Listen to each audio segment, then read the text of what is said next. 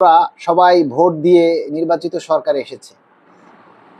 সেই সরকার ক্ষমতা গ্রহণ করার মাত্র 1.5 মাস চলছে।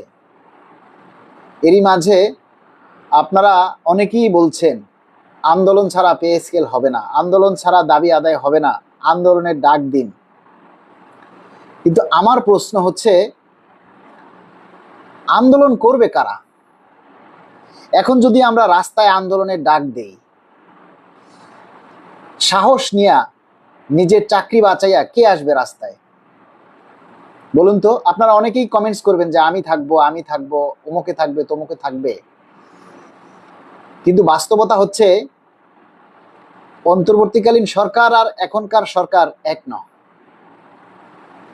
এই সরকারের আমলে রাস্তায় আন্দোলন নিয়ে এখন নামতে গেলে আপনাকে হাজারবার ভাবতে হবে, আপনাকে চিন্তা করতে হবে যে আপনি রাস্তায় নামবেন কিনা। আপনারা আমাদেরকে উস্কাচ্ছেন, বারবার বলছেন আন্দোলনের ডাক দিন, রাস্তায় নামতেন, কিন্তু আন্দোলনের ডাক যারা দিবে তাদের অবস্থাটা কি আপনারা চিন্তা করছেন যে তাদের কি অবস্থা হবে? আর রাস্তায় কারা আসবে? এভাবে আন্দোলনের ডাক তো আমরা অতীতে বহুবার দিয়েছিলাম। অন্তর্বর্তীকালীন সরকারের সময় বহুবার আন্দোলনের ডাক দেওয়া হয়েছে, তখন আপনাদের টনক নড়েনি, আপনারা তখন রাস্তায় আসেননি। এখন আন্দোলন দিলে আপনারা যে 100% সবাই আন্দোলনের আসবেন তার নিশ্চয়তা কতটুকু? এই মুহূর্তে যারা বলতেছেন যে আন্দোলনের ঘোষণা দিন, আন্দোলনের ডাক দিন, রাস্তায় আন্দোলন ছাড়া দাবি আদায় হবে না, আমরা তাদেরকে অনুরোধ করছি, দয়া করে আপনারা নিজেরা রাস্তায় নেমে প্রমাণ দিন যে আপনারা আন্দোলনে রাস্তায় থাকবেন, আন্দোলনে আপনারা নেমে আসবেন। আপনারা রাস্তায় নেমে প্রমাণ দিন। আন্দোলনের ডাক দিতে হবে কেন? আন্দোলনের ডাক দিতে হবে কেন বলেন? আপনি নিজের দাবি না এটা? আপনি ডাক দেন, অন্যদেরকে ডাক দিতে বলেন কেন? আপনি নিজে ডাক দেন। আপনাদের অফিস থেকে নিজেরা ডাক দিয়ে নিজেদের অফিসের সবাইকে নিয়ে রাস্তায় নেমে যান না, সমস্যা কি? মঞ্জু মোর্শেদ লেখছেন, যদি আন্দোলনের ডাক দিতে না পারেন তাহলে পে স্কেলের চিন্তা বাদ দেন। বাদ দেবো কেন? আমরা যেভাবে পারি, যেভাবে আমাদের সাধ্যে কুলে আমরা সেভাবে চেষ্টা করব। বাদ দিতে বলার আপনি কে?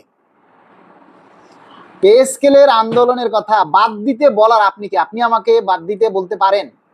আপনার মন না চাইলে আপনি বাদ দেন। আপনার যদি মনে হয় যে না, রাস্তায় আন্দোলন ছাড়া পে স্কেল হবে না, তাহলে আপনি চিন্তা বাদ দেন। অন্যদেরকে বলছেন কেন? অন্যকে পে স্কেলের চিন্তা বাদ দিতে বলার অধিকার কি আপনার আছে? আপনি রাস্তায় নেমে দেখান না আপনি আন্দোলন করতে পারেন, দেখান না, সমস্যা কি? আপনি যে অফিসে আছেন সেই অফিসে সবাইকে নিয়ে আপনি রাস্তায় নামেন না, অসুবিধা কি? তো বিষয়টা হচ্ছে, আমরা চাই আন্দোলন ছাড়া সরকারের সাথে আলোচনা করে একটা সমাধানে আসা যায় কিনা। আমরা দ্রুত নবম পে স্কেল বাস্তবায়নের জন্য মাননীয় প্রধানমন্ত্রীর হস্তক্ষেপ চাই। মাননীয় প্রধানমন্ত্রীর সাথে আমরা মত বিনিময় করার জন্য আমরা যোগাযোগ করছি। আমরা আমাদের ধারায়, আমাদের মাধ্যমে আমরা চেষ্টা করছি। আপনারা তাহলে নেতা হওয়ার জন্য লাফালাফি করেন কেন? তরিকুল ইসলাম টিটু, কে লাফাইছে? আপনারা বলছি আমরা নেতা? আপনি কর্মচারী, আমরাও কর্মচারী। আপনাকে কেউ বলছে ফোন দিয়ে যে ভাই আমাদেরকে নেতা বানাই দেন, আমরা এমপি ইলেকশন করব, আমাদেরকে নেতা হতে হবে, হ্যাঁ নো তেন? আমরা কি বলছি আপনাকে? উল্টাপাল্টা কমেন্টস করেন কেন?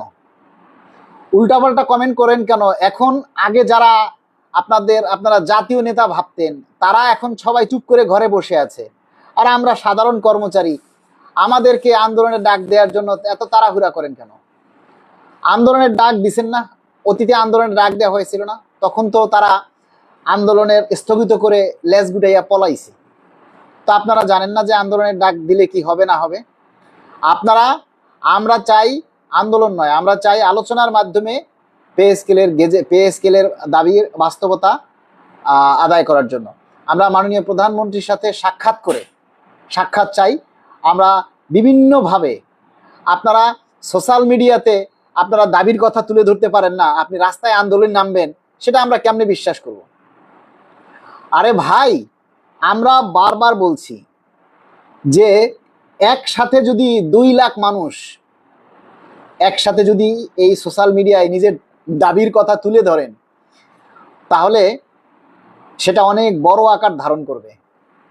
আপনি একটা দাবিতে একটা পজিটিভ মন্তব্য করতে পারেন না, একটা পে স্কেলের দাবি নিলে আপনি সেটা প্রচার করতে পারেন না, আর আপনি যে রাস্তায় আন্দোলন দিলে আসবেন তার নিশ্চয়তা আমরা কিভাবে পাবো?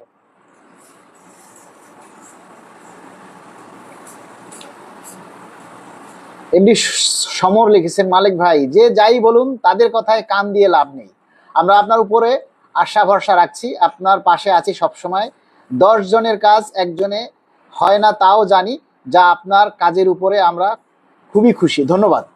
বিষয়টা হচ্ছে, আজকেও আমরা একটা মিডিয়াতে সাক্ষাৎকার দিয়ে এসেছি, হয়তো আগামীকাল সন্ধ্যা 7টায় আমাদের সেই সাক্ষাৎকার হয়তো লাইভে, আমাদের আগামীকাল একটা সাক্ষাৎকার আছে লাইভে, সেটা প্রচার হবে, আপনারা সবাই দেখবেন। আমরা মাননীয় প্রধানমন্ত্রীর সাথে সাক্ষাৎ করার জন্য জোরালোভাবে চেষ্টা করছি, ঠিক আছে? একটা কথা মনে রাখবেন, আমরা যারা নেতৃত্ব দেই তারা সরকারের ডিউটি অক্ষরে অক্ষরে পুঙ্খানুপুঙ্খানুভাবে পালন করি, কারণ আমাদের যদি ফাঁক ফোকর পায় তাহলে সরকার বাস ঢুকাই দেবে, আমরা সেটা ভালো করে জানি। সুতরাং আমাদেরকে জ্ঞান দিয়েন না, আপনি নিজের ডিউটি পালন করেন। নিজের দাবি বাস্তবায়নের জন্য নিজে কথা বলতে পারেন না, নিজে কথা বলার মুরুদ নাই, আপনার মুখ নেই, আপনারা নিজেরা কথা বলবেন না, আবার অন্যের কথা বলার মাঝে বাধা দেন কেন?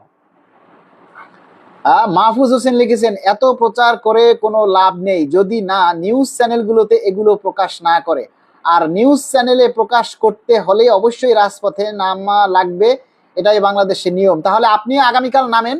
মাহফুজ হোসেন, আপনি কোন অফিসে আছেন? আপনি কোন অফিসে আছেন? আপনার চাকরিটা থাকবে তো? এই আন্দোলন করতে গিয়ে একবার সাসপেন্ড হয়েছি, তখন আমার পরিবারের দিকে কেউ তাকায়নি। আবার যদি সাসপেন্ড হই তাহলে আমার পরিবারের কপালে খাবার জুটবে না, আপনারা কেউ দিবেন?